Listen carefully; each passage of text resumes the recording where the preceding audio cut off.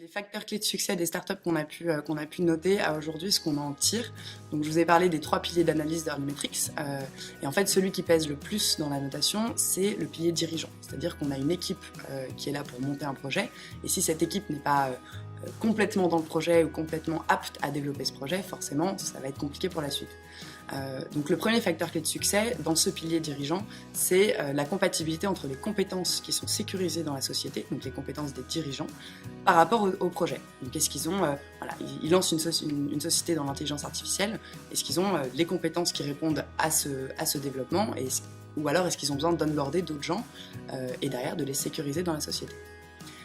Aux côtés du projet, plutôt le pilier projet, le facteur clé de succès ici, ça va être la capacité d'exécution, c'est-à-dire à quel point ils vont être réactifs face à un client pour mettre en place leur solution, et aussi la complexité technique du projet.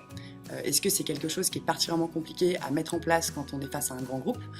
On parlait de solutions IT typiquement. Est-ce qu'au moment où je le présente à mon DSI, cette solution va être facilement scalable et facile à mettre en place, ou est-ce qu'au contraire, c'est quelque chose de particulièrement compliqué. Donc cette complexité technique et la rapidité d'exécution. Et enfin, sur le marché, c'est donc ce que je vous disais déjà en première partie, c'est le fit avec le marché. C'est ce time to market qui est clé pour le bon lancement de la startup.